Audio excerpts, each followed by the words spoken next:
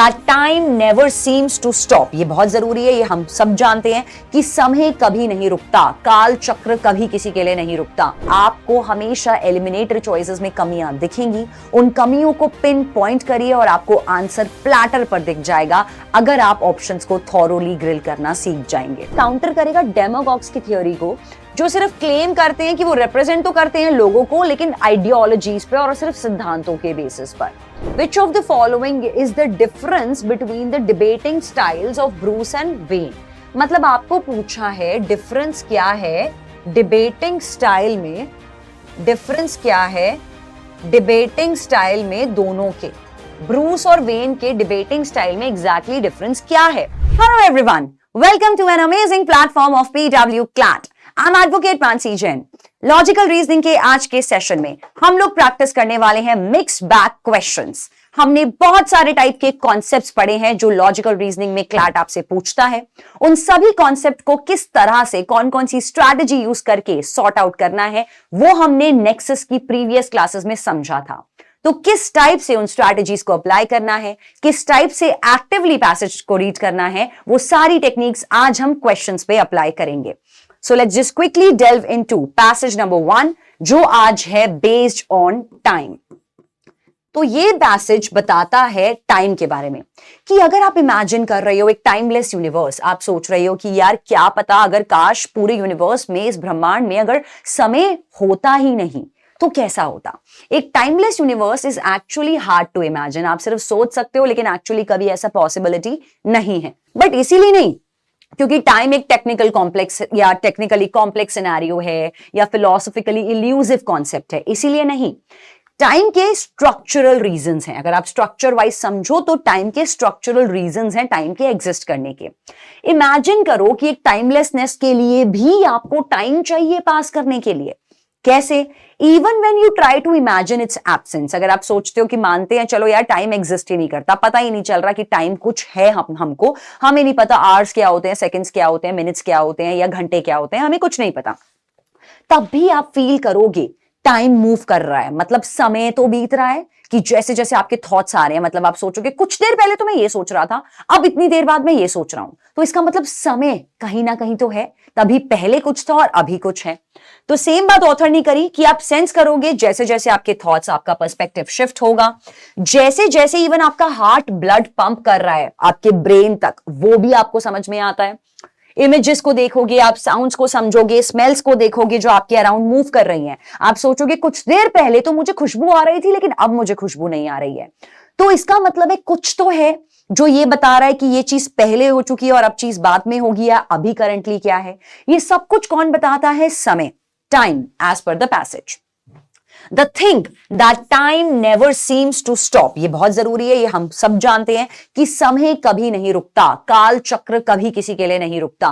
You may even feel woven into its ever moving fabric as you experience the universe coming together and apart। तो आपको लगेगा बल्कि आप ऐसे हैं जो टाइम के फैब्रिक में वोवन हैं और आप ही समझ पा रहे हैं कि एक्चुअली में टाइम के हिसाब से ही आपको चलना होता है इन the universe.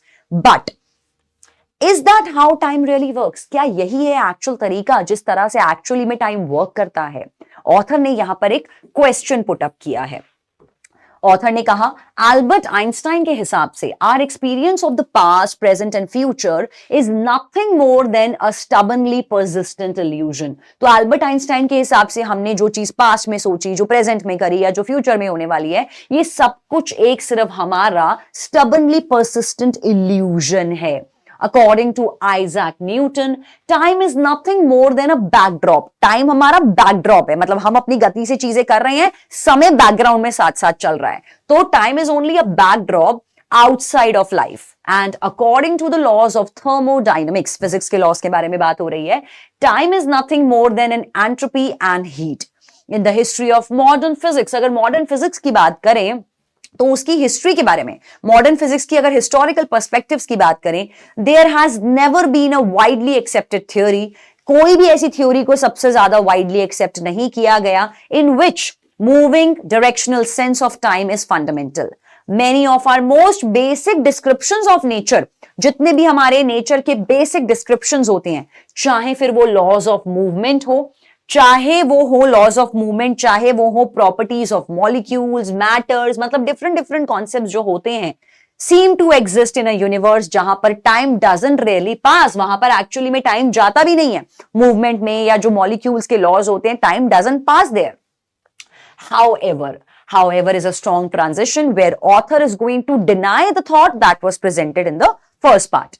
However, recent research across the variety of fields ने ये suggest किया कि ये जो movement of time है that might be more important than more physicists have ever thought about, कि यहां पर ऑथर बोलना चाहता है कि टाइम का मूवमेंट एक्चुअली बहुत ज्यादा इंपॉर्टेंट है यूनिवर्स को आगे वर्कआउट करने के लिए, जितना ज्यादा फिजिसिस्ट शायद सोचते भी नहीं है, उससे कहीं ज्यादा इंपॉर्टेंट है time. New form of physics called assembly theory के बारे में बात करी है, जिसने सजेस्ट किया है moving directional sense of time is actually very much real and very much fundamental. Assembly theory ने सजेस्ट किया कि ये जो कॉम्प्लेक्स ऑब्जेक्ट्स होते हैं हमारे यूनिवर्स में जो कि लाइफ बनाते हैं, जैसे कि माइक्रोब्स हो गए, माइक्रो ऑर्गेनिजम्स हो गए, कंप्यूटर्स हो गए, सिटीज हो गए, they do not exist outside of time. मतलब समय के अंदर ही ये सब चीजें, ये सब एंटिटीज एग्जिस्ट कर पाती हैं. They are impossible without the movement of time. अगर टाइम ही नहीं होगा तो ये सब चीजें भी एग्जिस्ट नहीं कर सकती हैं. इसी पर्सपेक्टिव से अगर हम समझें, the passing of time is not only intrinsic to the evolution of life और आवर एक्सपीरियंस ऑफ यूनिवर्स. इसीलिए इस पर्सपेक्टिव से समझें तो पासिंग ऑफ टाइम इंट्रिंसिक नहीं है, मतलब एक इंपॉर्टेंट पैरामीटर है कि लाइफ को कैसे कैसे इवॉल्व करना है, हमारे एक्सपीरियंसेस को कैसे कैसे इवॉल्व करना है. इन सब चीजों के लिए टाइम फ्रेम होना बहुत जरूरी है. It is called ever moving material fabric. Time के लिए बोला गया है, ये जो इट यूज किया है ऑथर ने यहां पर, ये टाइम के लिए यूज किया है. Time is also the ever moving material fabric of the universe itself. Time एक ऑब्जेक्ट जैसा है, इसका एक फिजिकल साइज है और ये स्पेस में एक प्रॉपरली पैरामीटर बन जाता है. स्पेस में प्रॉपरली एक फिजिकल ऑब्जेक्ट जैसा है. And it can be measured at a molecular levels in laboratories में साइंटिस्ट ने इसको मॉलिक्यूलर लेवल पर मेजर भी किया है. Unification of time and space, अगर हम टाइम और स्पेस को साथ में यूनिफाई कर देते हैं radically, that can change the trajectory of physics in 20th century. It opened the new possibilities. अगर हम इन दोनों को ज्वाइन कर देते हैं, टाइम और स्पेस को ज्वाइन कर देते हैं, तो ये न्यू डोमेन्स तो लेके आएगा, न्यू ट्रेजेक्टरीज लेके आएगा, न्यू डेफिनेशंस तो लेके आएगा ही लेके आएगा फिजिक्स में, साथ के साथ नई पॉसिबिलिटीज लेके आएगा about how we study the reality. What could the unification of time and matter do in our century. हमारी सेंचुरी में अगर हम टाइम और मैटर को साथ में यूनिफाई कर देते हैं, कॉन्जॉइन करते हैं, तो क्या चेंज आएगा हमारी सेंचुरी में. What happen if time is also considered as an object. क्या होगा अगर हम टाइम को एक ऑब्जेक्ट की तरह कंसिडर करने लग जाएंगे. इसी बात पर अब पैसेज में हमें पूरे टाइम के कॉन्सेप्ट को बताया. ऑथर्स और साइंटिस्ट और फिजिसिस्ट ने टाइम को क्या कंसिडर किया, किस तरह से unification of time and space बताया. इन्हीं सब की कॉन्सेप्ट्स पर अब यहां पर क्वेश्चंस हैं. क्वेश्चंस को एक्टिवली रीड करना बहुत जरूरी है. अगर आपको क्वेश्चन क्लियर नहीं है तो ऑप्शंस बिल्कुल क्लियर नहीं हो सकते. ऑप्शंस को थॉरोली ग्रिल करना बहुत इंपॉर्टेंट है, जैसा कि मैं हर बार बोलती हूं. ऑप्शंस में कमियां ढूंढिए. आपको हमेशा एलिमिनेटर चॉइसेस में कमियां दिखेंगी, उन कमियों को पिन पॉइंट करिए और आपको आंसर प्लैटर पर दिख जाएगा अगर आप ऑप्शंस को थॉरोली ग्रिल करना सीख जाएंगे. What is the central concept of assembly theory in relation to time and universe. Central concept क्या है असेंबली थ्योरी का, एक बार क्विकली देख लेते हैं. असेंबली थ्योरी ऑथर ने यहां पे बताई. असेंबली थ्योरी ने सजेस्ट किया moving directional sense of time real है, फंडामेंटल है. कॉम्प्लेक्स ऑब्जेक्ट्स जो है यूनिवर्स में, वो life including microbes and everything can not exist outside of time. Okay, ठीक है, ये है सेंट्रल कॉन्सेप्ट असेंबली थ्योरी का. तो असेंबली थ्योरी प्रपोज करती है टाइम एक इल्यूजन है और फंडामेंटल रोल नहीं प्ले करती. ऑथर ने क्लियरली बोला फंडामेंटल है. असेंबली थ्योरी ने सजेस्ट किया टाइम एक कॉम्प्लेक्स मैकेनिज्म है, इल्यूसिव कॉन्सेप्ट है और डिफिकल्ट है कॉम्प्रिहेंड करने के लिए. ऑथर ने यहां पर असेंबली थ्योरी के लिए ये नहीं बोला कि वो डिफिकल्ट है कॉम्प्रिहेंड करने के लिए. Assembly theory posits that time is moving directional sense and it is fundamental and it is essential to the existence of complex objects. complex objects भी बताए थे, microbes, computers and everything. बिल्कुल plausible answer में जा रहा है. Assembly theory ने argue किया कि टाइम सब्जेक्टिव एक्सपीरियंस है। सब्जेक्टिव एक्सपीरियंस के बारे में असेंबली थ्योरी ने नहीं कहा। यहां पर the answer is clearly mentioning कि जो आपकी असेंबली थ्योरी है उसने बोला कि कॉम्प्लेक्स ऑब्जेक्ट्स को समझने के लिए टाइम चाहिए, टाइम फंडामेंटल है, टाइम रियल है, डायरेक्शनल है। Making and considering all these options, C will go with the right answer, D will be eliminated. Moving ahead with second question. Second question ने बोला क्या अजम्पशन है जो यहां पर कॉन्सेप्ट ऑफ असेंबली थ्योरी के बिहाफ पर है। कॉन्सेप्ट ऑफ असेंबली थ्योरी का प्रेमिस क्या है आपने वो समझ लिया, time is fundamental and important. उसका कंक्लूजन क्या है, complex objects can only sustain because of time. इन दोनों चीजों पर एक अंडरलाइन अजम्पशन क्या है जिस पर ये पूरा प्रेमिस और कंक्लूजन बेस्ड है, आपने वो निकालना है। फर्स्ट कहता है time is purely philosophical concept that has no physical existence. Author ने ये नहीं कहा इनका कोई फिजिकल एग्जिस्टेंस नहीं है, क्लियरली एलिमिनेटिंग चॉइस।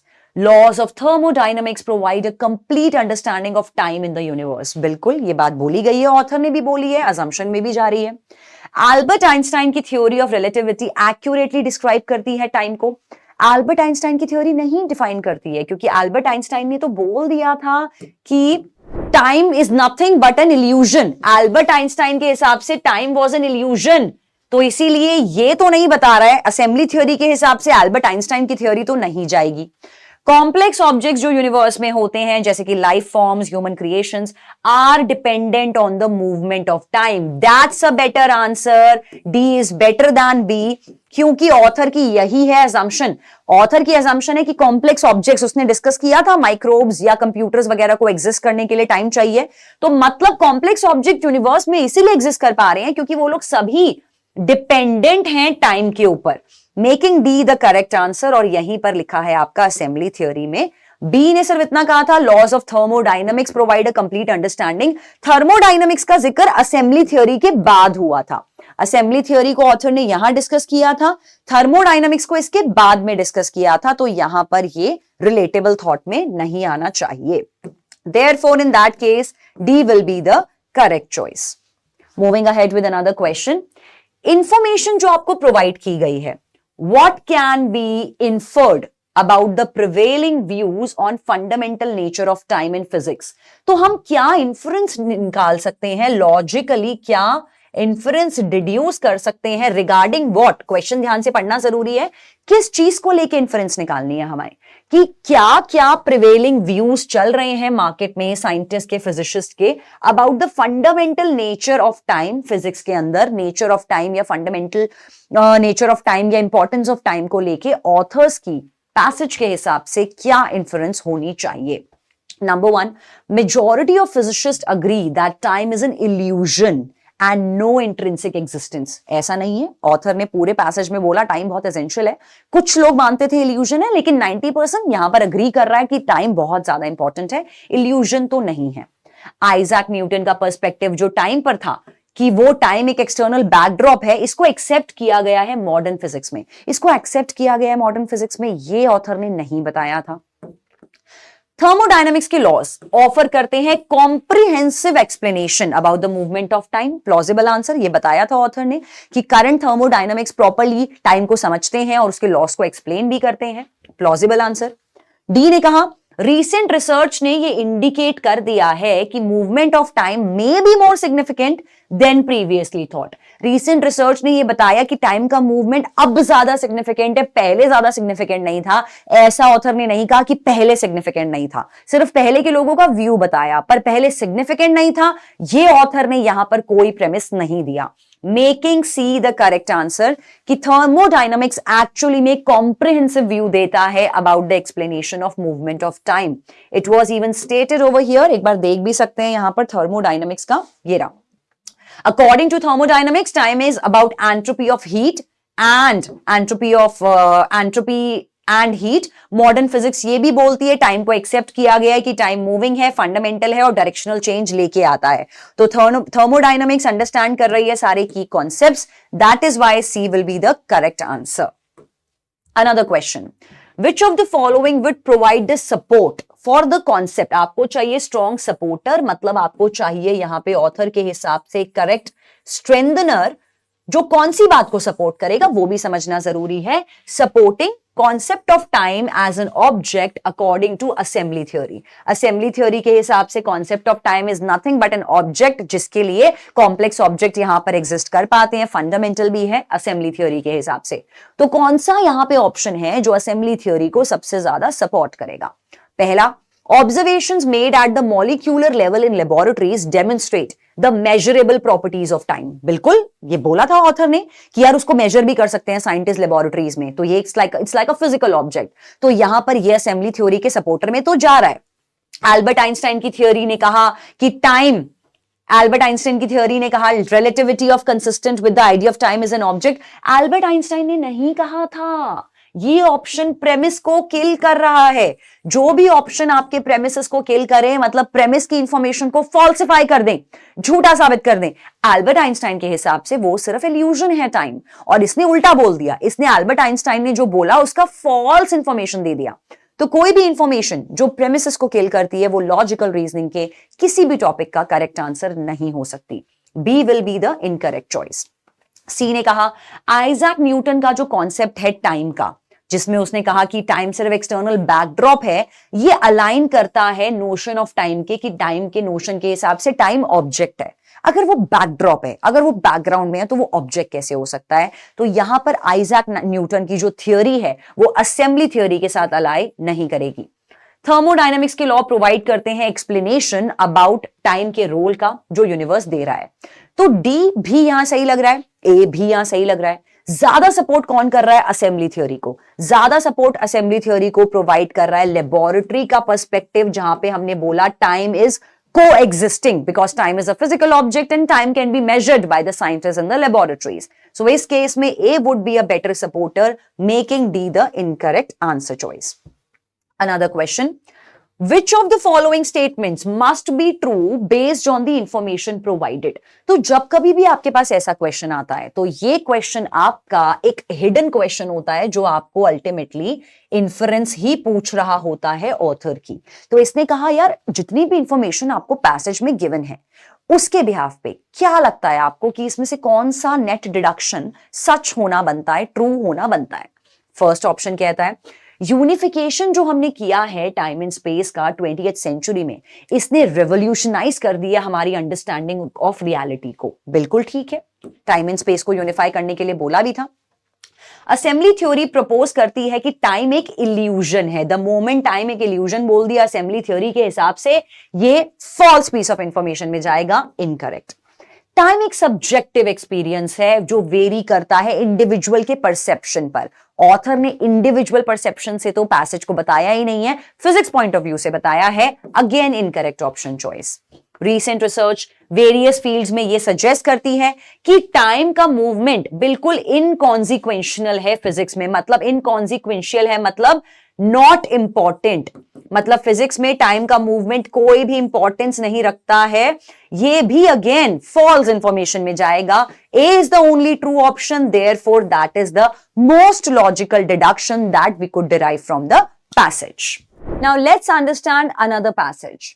यहां पर जो स्पीकर है ब्रूस, वो कहना चाहता है for too long politics has been dominated by the self perpetuating corrupt elite, मतलब जो भी लोग अपने प्रोपोगेंडास को सबसे ज्यादा इंश्योर करते हैं, ऐसे लोगों से सबसे ज्यादा पॉलिटिक्स डोमिनेट की जाती है। ऐसे लोग जो करप्ट एलीट होते हैं, the persons who are detached from the concerns of the ordinary people, जिनको ऑर्डिनरी पीपल आम जनता के कंसर्न्स नहीं समझ में आते, अक्सर ऐसे ही लोग पॉलिटिक्स को डोमिनेट करते हैं।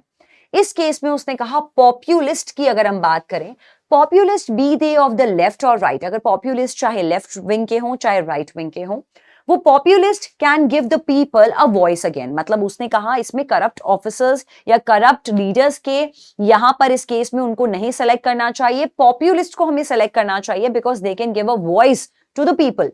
डेमोक्रेसी समटाइम्स उसको जरूरत होती है एक धक्के की, एक जरूरत होती है एक्चुअली एक शॉक की to the system concerning that democracy को एक्चुअली इरोड कर दिया गया है, तहस नहस कर दिया गया है पॉपुलिस्ट ने। By populist can actually, populist इस केस में पुश कर सकते हैं डिसेंट पीपल को। तो ये जो ब्रूस है वो पॉपुलिस्ट प्रो है, जो पॉपुलिस्ट लोगों को ज्यादा यहां पर प्रमोट कर रहा है. So that person is a populist pro, जिसने कहा कि जो पॉपुलिस्ट पर्सन है वो डेमोक्रेसी को नई राह दिखा सकते हैं. According to him, populist can push the decent people to reengage into politics again. This could counter the demagogues. Demagogues होते हैं, डेमागॉग्स आर द पीपल जो बाकी लोगों को प्रिंसिपल्स और प्रेजुडिस के बिहाफ पर इन्फ्लुएंस करने की कोशिश करते हैं. तो जो पॉपुलिस्ट होते हैं वो अपनी विचारधारा दूसरों पर नहीं थोपते, अनलाइक द डेमागॉग्स. तो यहां पर बोला गया कि ये काउंटर करेगा डेमागॉग्स की थ्योरी को, जो सिर्फ क्लेम करते हैं कि वो रिप्रेजेंट तो करते हैं लोगों को, लेकिन आइडियोलॉजीज पे और सिर्फ सिद्धांतों के बेसिस पर. रिसेंट हिस्ट्री में बहुत सारे ऐसे एग्जाम्पल हैं जहां पर हमने देखा कि people power actually is doing the rounds, rising up against the corrupt people and also the tyrannical regimes. जितनी भी टायरानिकल का मतलब है अत्याचार करने वाले रिजीम्स हैं, उनके अगेंस्ट पॉपुलिस्ट अप्रोच हमेशा अच्छी रही है, अच्छी साबित हुई है. The phrase जो डिफाइन करता है peaceful movement has been toppled by Filipino dictator Ferdinand Marcos in 1986. इसको अप्लाई किया गया है अपराइजिंग्स में जो लिबरेट करी गई है ईस्टर्न यूरोप में 1989 में. साथ के साथ ये सब रेजिस्टेंट मूवमेंट्स रही हैं against the corrupt governments also. Governments जैसे जैसे बेयर फेस्ड होती हैं, जैसे जैसे गवर्नमेंट्स का असली चेहरा लोगों के सामने आता है, in their erosion of the basic rights or their taste for corruption, perhaps a more positive form of populism will keep them in check. तो अल्टीमेटली ब्रूस का ये थियोरी है कि पॉपुलिज्म को अगर हम अडॉप्ट करते हैं तो ये सभी प्रॉब्लम्स का सॉल्यूशन है, और इस तरह से लोगों को हम लोग चेक में रख सकते हैं, लीडर्स को हम लोग चेक में रख सकते हैं. रीसेंट इवेंट्स जो बुकारेस्ट में हुए हैं, दैट्स कैपिटल ऑफ रोमानिया, वहां पर हमने ये चीजें देखी हैं, a taste of things to come. अब ब्रूस की बात पर वेन ने अपने व्यू पॉइंट्स दिए हैं, वेन ने अपना पर्सपेक्टिव डिस्कस किया. वेन ने कहा नेचर के हिसाब से अगर समझें तो जो पॉपुलिज्म है वो एक्चुअली बेस्ड होता है क्विक फिक्सेस पर. Immediately like quick fix, immediately problem आई, क्विक फिक्स कर दिया, बट लॉन्गर टर्म में उनकी प्रॉब्लम्स का सोल्यूशन सही नहीं फिट होता. तो पॉपुलिज्म बेस्ड होता है क्विक फिक्सेस पर, जो एम करता है सिर्फ और सिर्फ इजी सॉल्यूशंस पर, जो अपीज करते हैं डिसअफेक्टेड मासेस पर. शॉर्ट टर्म में देखा जाए तो हाँ, पॉपुलिज्म अप्रोच वर्क तो करती है, लेकिन अगेन शॉर्ट टर्म में करती है. अगर आप उसके लॉन्ग टर्म इंप्लीकेशन देखें तो populism is not a good approach to go with. It never takes long before populist economic policies go even the pear shaped.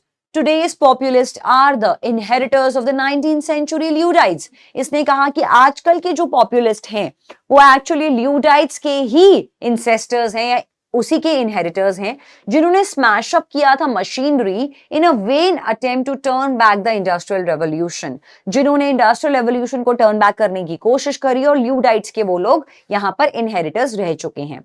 Globalisation for sure इस संसार में रहने वाला है. Globalisation is here to stay, और जितने भी एफर्ट्स आप डाल रहे हो wishing it to be away will be as unsuccessful as the Luddites were. और जितने भी आप एफर्ट्स डाल रहे हो कि आप ग्लोबलाइजेशन को थोड़ा सा दूर रखो, वो सब कुछ आपके वेन में जाने वाले हैं. मतलब वो अल्टीमेटली आपके सारे efforts ultimately will be wasted in the long run, will be unsuccessful as the Luddites were.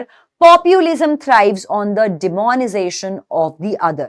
तो मतलब जो वेन है वो पॉपुलिज्म अप्रोच से अग्री नहीं कर रहा, और ब्रूस पॉपुलिज्म अप्रोच को प्रमोट कर रहा है. इंटरनल या एक्सटर्नल एनिमीज की बात करें, चाहे इंटरनल एनिमीज की बात करें चाहे एक्सटर्नल एनिमीज की बात करें, ये दोनों ही एसेंशियल हैं इन रेजीम्स को सर्वाइव करवाने के लिए, स्पेशली जब unworkable economic model starts to collapse. Exactly, अगर आप ऐसा कोई अनवर्केबल डेमोक्रेटिक मॉडल बनाते हैं जो कोलैप्स होना शुरू करता है, तो यहां पर बहुत ज्यादा जरूरत है राइट लेवल पर क्रिटिसिज्म की.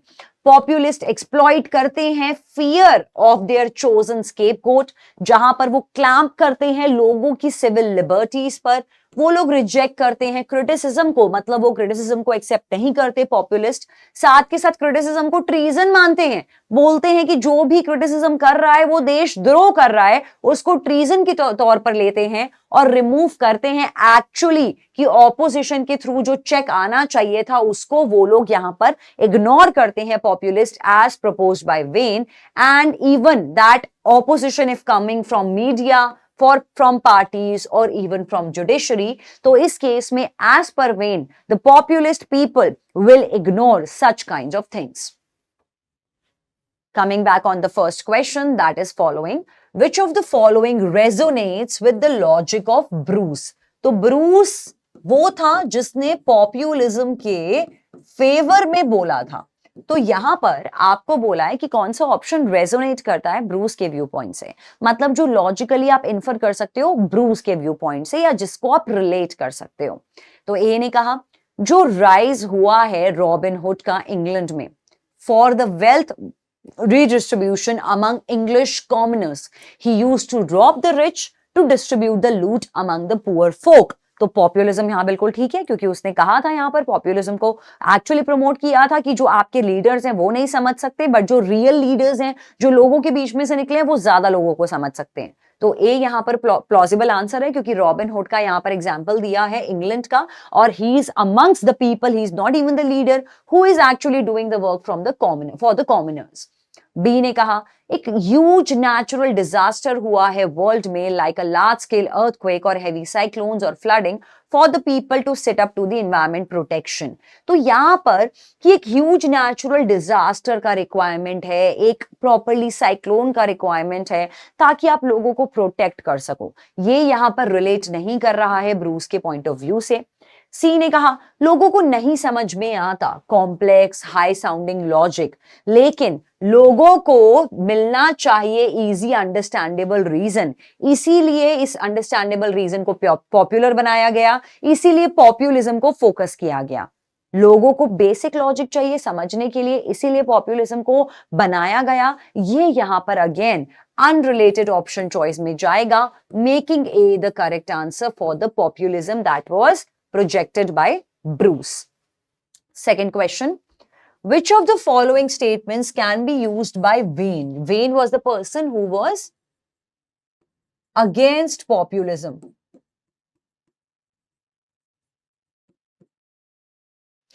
तो यहां पर कौन सी स्टेटमेंट जो है उसको वेन इस्तेमाल कर सकता है अपने आर्ग्यूमेंट को और ज्यादा स्ट्रेंथन करने के लिए, मतलब अपने आर्ग्यूमेंट को और ज्यादा वैलिडेट करने के लिए, एम्पलीफाई करने के लिए और स्ट्रेंथ प्रोवाइड करने के लिए। तो वेन का नेट कंक्लूजन था कि पॉपुलिस्ट अप्रोच को नहीं अपनाना चाहिए, क्योंकि वो लोग क्रिटिसिज्म को नहीं लेते हैं, वो लोग यहां पर नहीं सुनते हैं और ट्रीजन ले लेते हैं इस केस में अगर जरा सा भी क्रिटिसिज्म आता है।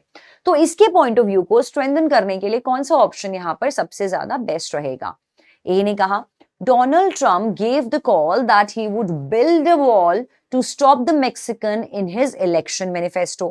So herein the first option states Donald Trump gave the call that he would build a wall to stop the Mexicans in his election manifesto. Plausible answer, बिल्कुल ये स्ट्रेंथन कर सकता है, क्योंकि अगर वेन ऑपोजिशन में जा रहा है पॉपुलिस्ट के, मतलब कि जो लोग लीडर्स हैं वो उनको सपोर्ट कर रहा है, गिवन दैट डोनाल्ड ट्रम्प वाला जो यहां पर एक एडिशनल इंफॉर्मेशन है वो सपोर्ट करेगा वेन के पॉइंट ऑफ व्यू को, तो कंसिडरेबल ऑप्शन है।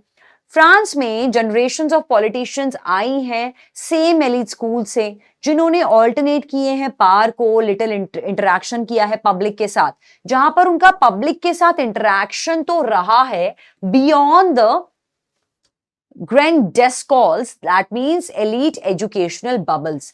अगर उनका इंटरैक्शन रहा है पब्लिक के साथ तो समवेयर वो पॉपुलिस्ट अप्रोच को समवेयर सपोर्ट करेंगे, और पैसेज ने कहा था एज पर वेन पॉपुलिस्ट को सपोर्ट नहीं करना है, तो ये आपका गलत आंसर में जाएगा, because little interaction with people is beyond the passage over here. 1975 में इंदिरा गांधी ने प्रोक्लेम किया इमरजेंसी इंडिया में, जिसने क्रश करे प्रोटेस्ट को गवर्नमेंट के against as an arm rebellion. तो ये कंप्लीटली यहां पर डिक्टेटर जैसा शो कर रहा है, और पैसेज ने यहां पर वेन के व्यू पॉइंट्स को डिक्टेटर के सेंस में नहीं प्रोजेक्ट किया।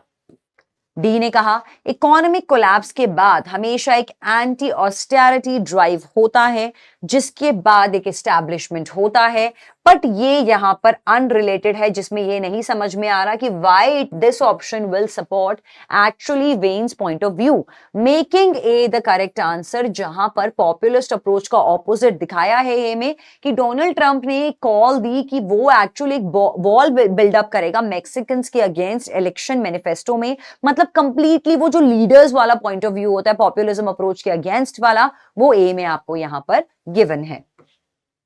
Which of the following is the difference between the debating styles of Bruce and Wayne?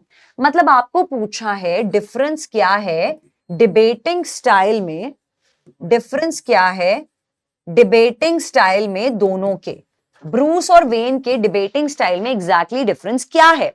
तो फर्स्ट ऑप्शन ने कहा so moving ahead with debating styles का डिफरेंस यहां पर क्या हो सकता है, तो यहां पर ब्रूस कंसर्न था कैरिंग आउट करने में गवर्नेंस को राइट वे में, Bruce was not concern in the right way, Bruce was only focusing on populism, और वेन कंसर्न था गवर्नमेंट के फॉर्मेशन में कि गवर्नमेंट को करेक्ट पाथ पे कैसे जाना चाहिए। तो यहां पर वेन ने भी ये नहीं बताया कि गवर्नमेंट को करेक्ट पाथ पे कैसे जाना चाहिए, बस पॉपुलिज्म के फेवर में और अगेंस्ट में दोनों की बात हुई थी।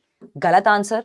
बी ने कहा ब्रूस ने ऑब्जर्वेशंस का इस्तेमाल किया आर्ग्यूमेंट्स में डिस्क्राइब करने के लिए, डिसफेवर करने के लिए पॉपुलिज्म के नॉन पॉपुलिस्ट गवर्नेंस को। बिल्कुल ठीक है, observation to form the arguments ताकि वो डिसफेवर कर सके नॉन पॉपुलिस्ट को, डिसफेवर कर सके नॉन पॉपुलिस्ट को, मतलब कि अल्टीमेटली फेवर कर सके पॉपुलिस्ट को, right? Fine, great answer. When ने एग्जाम्पल्स यूज करे वैलिडेट करने के लिए अपने arguments in the favour of non populist governance. बिल्कुल सही है, वेन ने नॉन पॉपुलिस्ट गवर्नेंस की तरफ फोकस किया और ब्रूस ने फोकस किया डिसफेवर मतलब फेवर नहीं करा किस चीज का, नॉन पॉपुलिस्ट का। अल्टीमेटली कहने का मतलब है कि उसने फेवर किया पॉपुलिस्ट का। तो B is the correct answer जो डिबेटिंग स्टाइल में डिफरेंस था, making C and D the incorrect option choices. Merriam-Webster dictionary के हिसाब से believer in the rights, believer in the wisdom, believer in the virtues of a common people को populist बोलते हैं, जो इंसानों के, लोगों के हक में, लोगों की समझदारी में, विजडम में, लोगों के वर्च्यूज में बिलीव करे उसको पॉपुलिस्ट बोल सकते हैं। इसके हिसाब से कौन सी स्टेटमेंट यहां पर सही है? ये वाली स्टेटमेंट जो पॉपुलिस्ट को प्रमोट कर रही है वो क्लियरली पैसेज में ब्रूस के हिसाब से जा रही है, क्योंकि वेन ने तो नॉन पॉपुलिस्ट अप्रोच के बारे में बताया था। It strengthens the argument of Bruce, correct answer. Wayne का नहीं है, it weakens both, no it favours Bruce, क्योंकि ब्रूस ने पॉपुलिज्म के बारे में बताया था। ये सिर्फ एक डेफिनेशन है, इसका कोई इफेक्ट ही नहीं है आर्ग्यूमेंट में। Clearly and unrelated option choice, making a the correct answer choice. Which of the following can be inferred from the debate? Debate को पढ़ के आप क्या क्या इंफरेंस आप यहां निकाल सकते हो, नेट लॉजिकल डिडक्शन आप क्या निकाल सकते हो? वेन ने सोचा कि पॉपुलिस्ट हमेशा सपोर्ट करते हैं लोकलाइजेशन को, बिल्कुल ठीक है। वेन ने यही सोचा कि पॉपुलिस्ट सिर्फ लोकलाइजेशन को प्रमोट करते हैं, उनके अगेंस्ट कुछ बोलो वो नहीं सुनते, वो सिर्फ लोगों के दुखती नसों के हिसाब से ही सिर्फ जजमेंट करते हैं, या उनके हिसाब से गवर्नमेंट चलाते हैं, लोगों के प्रेजुडिस के हिसाब से चलाते हैं। That seems to be the correct answer as per Wayne. Bruce को लगता है कि populist government will not be corrupt, उसने ये नहीं कहा, ब्रूस ने बिल्कुल भी नहीं कहा कि करप्ट होगी कि नहीं होगी। करप्शन को लेके ब्रूस ने कोई पॉइंट ऑफ व्यू नहीं दिया, सिर्फ इतना बोला कि पॉपुलिज्म गवर्नमेंट अच्छी रहेगी। करप्ट होगी कि नहीं होगी इसके बारे में ब्रूस ने कोई इंफॉर्मेशन नहीं प्रोवाइड करी। ब्रूस को लगता है पॉपुलिज्म रिन्यू कर देगी डेमोक्रेसी को, ये बात पैसेज ने बोली थी कि डेमोक्रेसी के लिए यहां पर डीमोगॉग्स जो हैं उनका सही करारा जवाब पॉपुलिज्म हो सकता है, वो डेमोक्रेसी को रिन्यू कर देगी। That is making 1 and 3 the correct answer. That is why C will be the correct answer, जिसने फर्स्ट और थर्ड पॉइंट को सही बताया है और सेकेंड ऑप्शन आपका यहां पर गलत ऑप्शन में जाएगा। तो इसी तरह से आपने अपने पैसेज में क्वेश्चंस को अडॉप्ट करना है। थॉरोली एनालाइज करना बहुत जरूरी है, क्वेश्चंस को भी, पैसेजेस को भी, और ऑप्शंस को, जैसा कि मैं हमेशा बोलती हूं, ग्रिल करना is the need of the hour whenever you are dealing with the logical reasoning questions. तो इसी बात पर आप अपनी प्रैक्टिस को कभी भी कमी मत आने दीजिए। मिलते हैं आपसे अगले सेशन में। Take care everyone, bye bye all.